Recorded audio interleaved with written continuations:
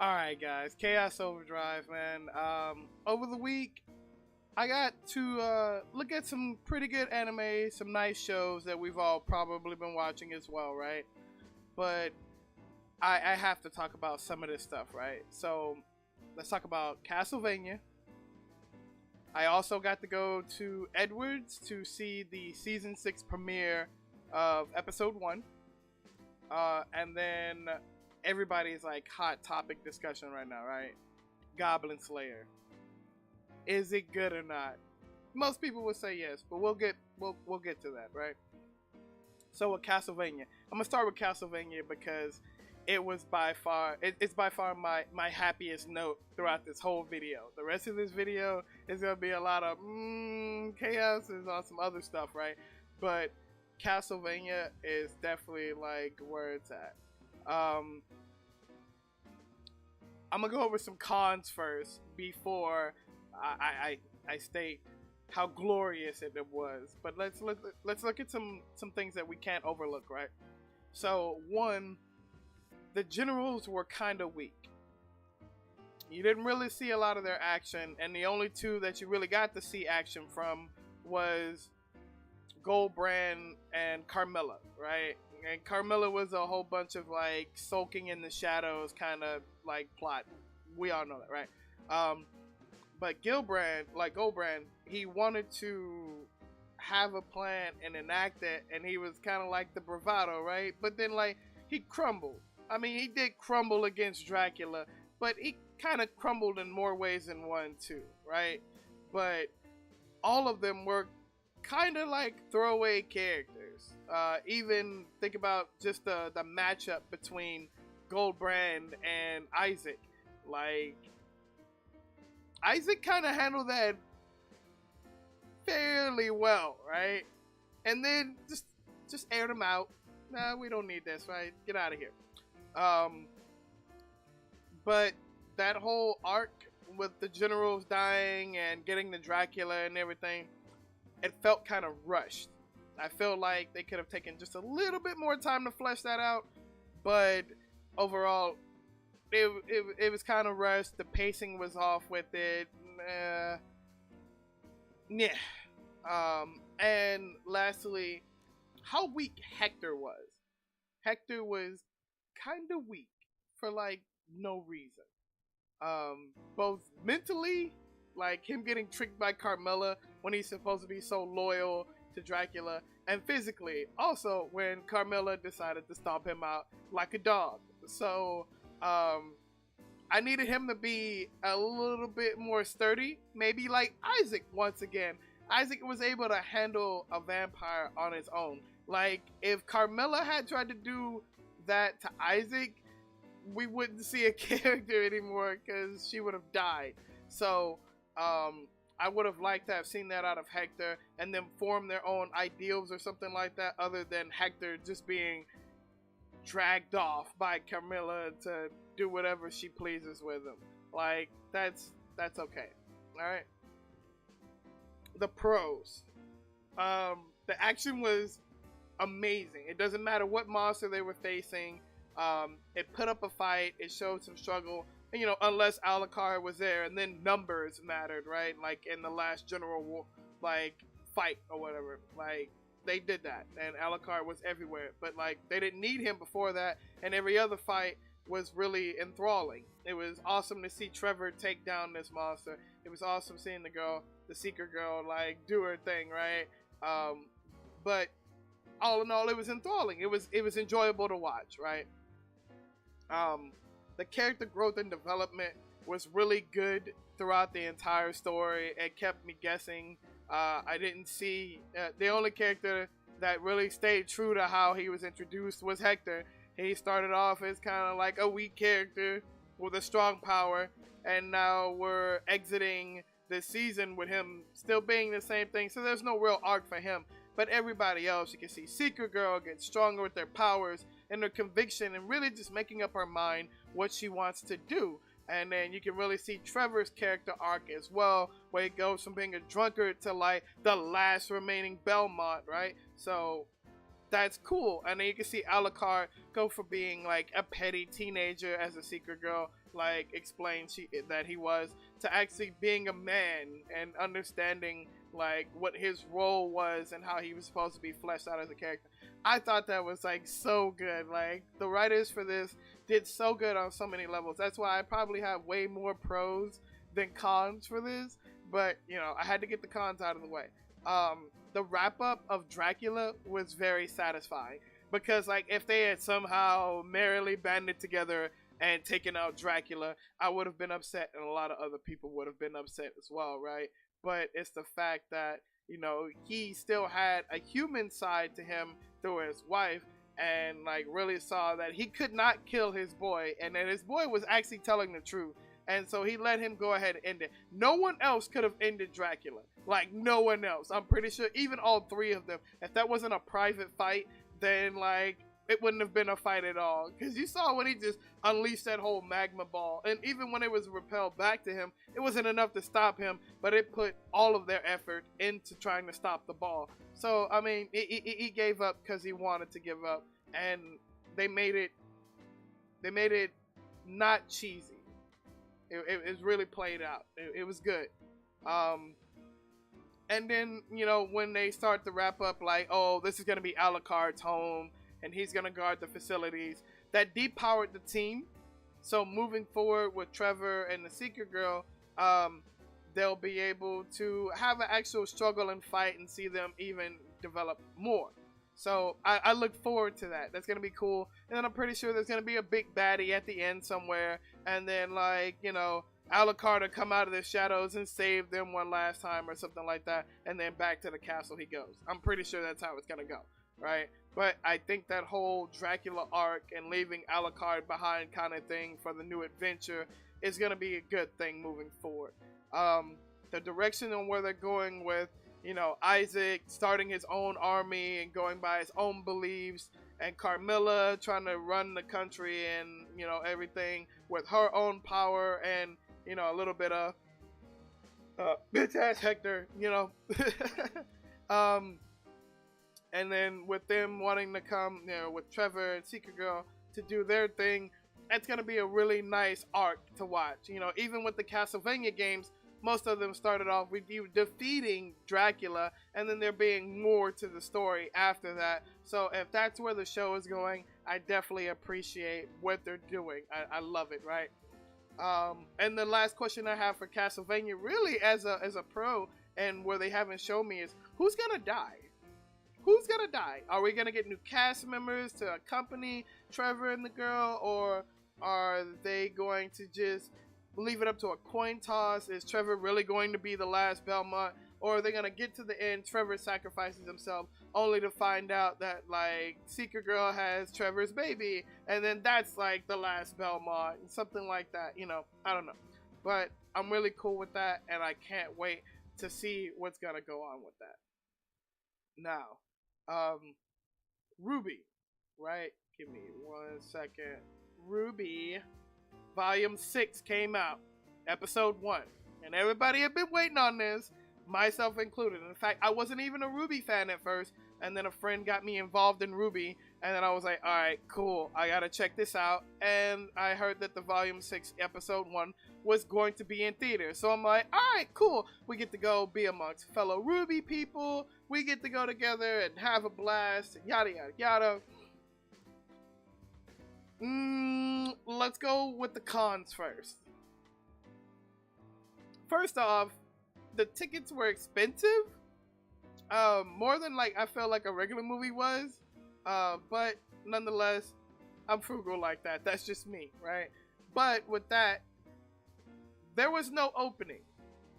You know, the opening usually goes the hardest. It's usually the song that everybody remembers the season by, obviously. And they do a great job with providing really good tracks for the opening, and the cinematics are awesome. I give it up to them for all of that. It's great. It's great, right? But at the movie premiere, we didn't get an opening. Not in the beginning, and definitely not in the end. I thought they were going to slip us like that little Marvel thing where you got to stay after the credits or after the special scenes, and they're going to show us the opening to RWBY, right? No opening. But the episode just came out on like the streaming services, and it's available on there. So that means they already had it ready, but they did not provide it to us, the people who paid to go see it at the theater. I felt kind of gypped. You might say that's a small nuance, but once again, with the openings being so iconic and the songs being so awesome, why wasn't I given access to this? Okay. Also, they did a nice little recap of the season 5 ending episodes, right? Leading up to episode 6. I have no complaints about that. None at all. However, in between the two, to fill time out, they decided to show us behind the scenes footage of them making RWBY Volume 6 and what it went into and what went into and people involved. That's cool. That's cool. I got nothing against that. But I really don't want to sit through that mandatorily. You should have put that after the credits or something like that. Like, hey, if you're interested, we have some special DVD bonus features that you guys might want to check out. Stay tuned. And that would have been fine. Instead of that, you could have put my opening right there.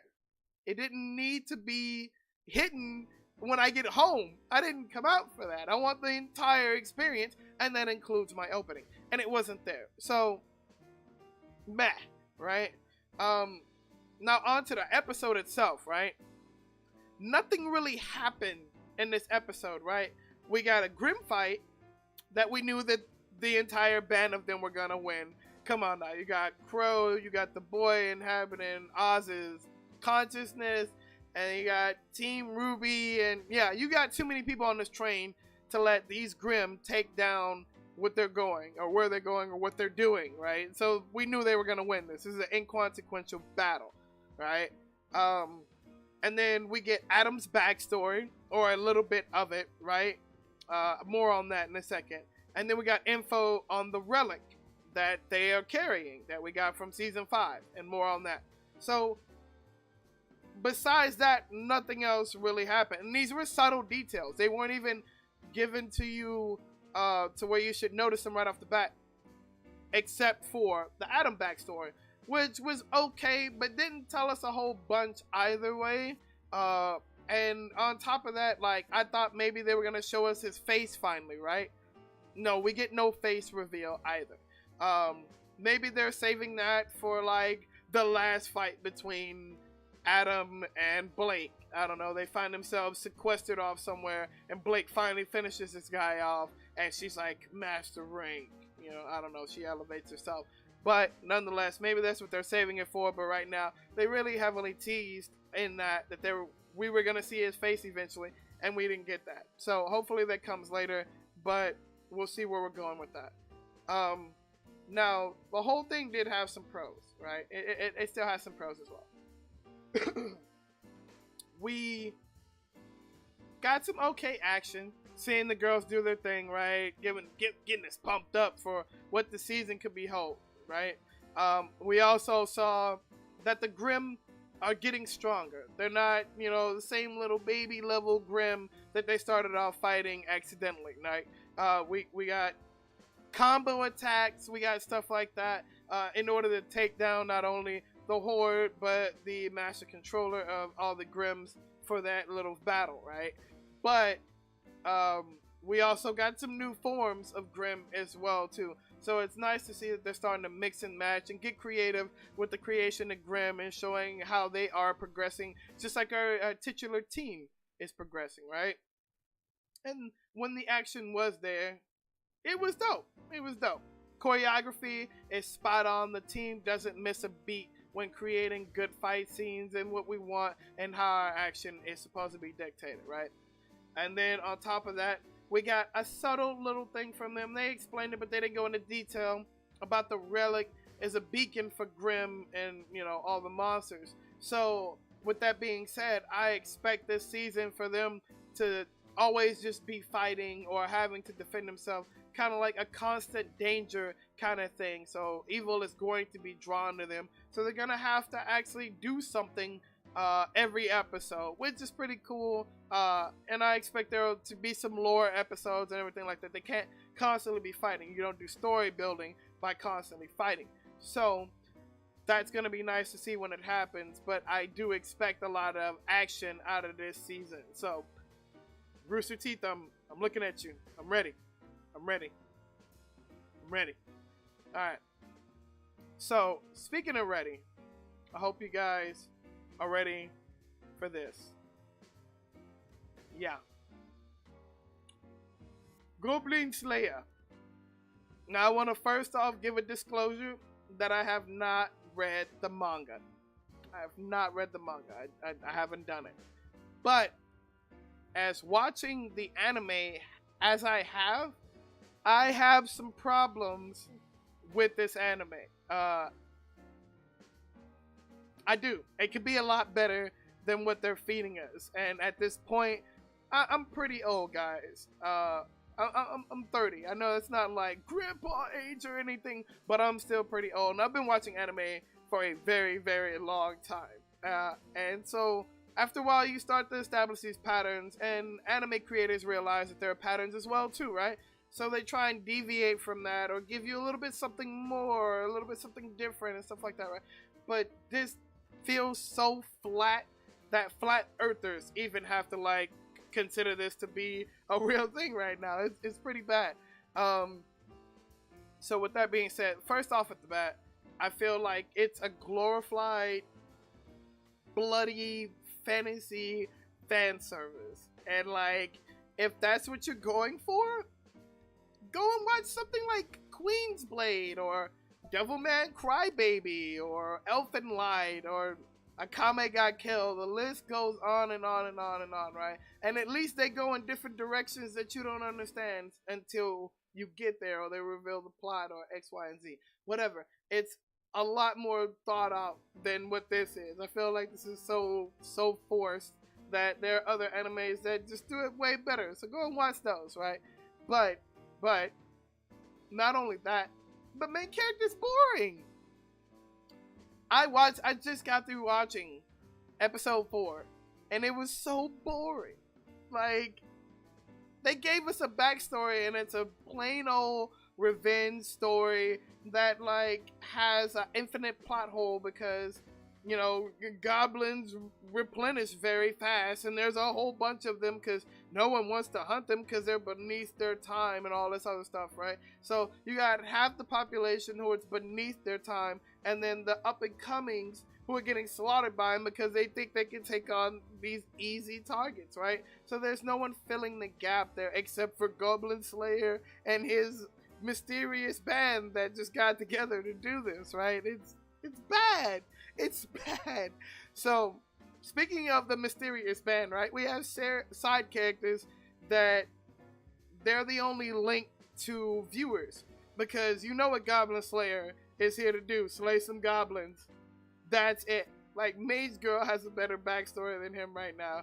Like, at least her team was, like, murdered and raped, and she wants to get revenge too and get better and not have that happen to people anymore, right? That's way more enthralling than him. Oh, they came and killed my village, so now I'm gonna genocide all the goblins. Like, that's it? That's it? No, I can't have that.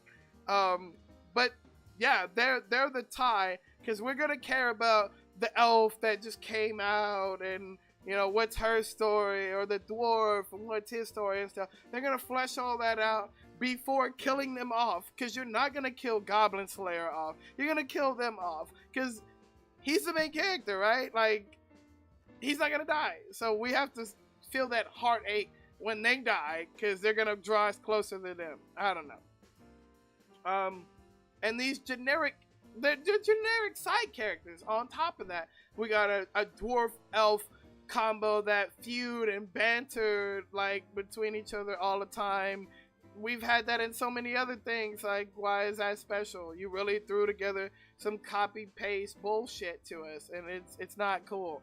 And we got wise old lizard dragon guy. Okay, you might as well put a beard on him too, because he'd be a bearded dragon at least. Like, come on, man. Like, the only character, once again, just like I said, is the Mage Girl. Like, Who cares about her backstory from before she wanted to be in a party, right? It's about when she got in the party and when her party was ripped apart and disbanded and how she's going to move forward. Like, I feel like in anything, the main character is her. It's not Goblin Slayer. Oh God, it's not Goblin Slayer. Please don't let it keep being about Goblin Slayer, right? And since I've said Goblin Slayer so much, let me put this out here. Goblin Slayer is the equivalent of saying Date Bayo or believe it in English, like every time. The Goblin Slayer, Goblin Slayer, Goblin Slayer. Goblin, shut the hell up. Like, please. Or it's like calling Naruto Hokage, like the entire time you're watching the show. But Chaos, he wasn't Hokage the whole time, so why would you call him Hokage? Well, because that's what he was going to be. We knew that's what he was going to be from the get-go, so I mean, get over it. You might as well just call him Hokage the whole time. Hokage, watch out. There's daggers heading towards your face. Like just no. Stop it. It's bad. And one of my actual gripes with the show, and fight me, whatever, your whole opinion is going to be against this anyway, right? Because you love Goblin Slayer. It has a weak opening, and visuals too. Like, it's ill. Like, and yes, some of the long-standing animes have, like, bad intros, right? But you start off with good intros, and then later on, you get to throw some questionable ones in there, because, you gotta keep your fan base anyway, right? But you're not, for such a heavy anime, there's gore, and there's turmoil, and character conflict, like, your opening song doesn't depict any of that. I get it, it's sad, but it's like, it's trying too hard to be sad, like, now, that's not without some pros. There are definitely some pros in this, and I'll give them to you, because they're it can't be all bad, right? I would hope not. There's some things that caught my eye. The story can be saved alone with the whole Demon Lord story kind of thing, but it still feels forced. But I'm pretty sure with this being episode 4, they have plenty of time to get this right and flesh it out a little bit more outside the goblins. Segue from goblins to orcs to Demon Lord to whatever you gotta do. But you can turn it around. Like, you can do it with this alone. Also, earlier on, before the Demon Lord reveal and all that or whatever, he said that there were some goblins that, are pretty tough as a level of, like, a platinum hunter or, higher than him, silver or whatever. So, we can see some more powerful goblins, and I guess if that's all he ends up hunting because he doesn't care about the forces of darkness because he only wants to hunt goblins and blah blah blah, we can still see some pretty powerful goblins, and maybe there's a subplot there too. I don't know, maybe they'd have to flesh that out once again to kind of make this a little bit more enjoyable. It's not enjoyable, it's shocking, but it's not enjoyable, right? And then the action is there when they're not rinsing, repeating goblins. Like when you meet the Hob for the first time, when you meet a shaman for the first time, when he starts destroying a nest systematically for the first time. Stuff like that. It was really good. It was really good. But after that, you really just see him rinse and repeat the same goblins and all that other stuff. So that's why I hope that they move forward with the other plot lines that I just named, because that's not gonna cut it. It's not gonna cut it. I'll keep watching just to keep criticizing and making videos about it, but I'm not looking forward to any content going up from that show right now unless they make those directional changes, right? Fight me, at me in the comments. I don't care. This is just my opinion. I appreciate y'all for sitting all the way through. If you have, there'll be time links in the description, blah blah blah blah. You already know. Thumbs down if you didn't like it. Thumbs up if you did. Comment below why you did or why you didn't. See you on the next review.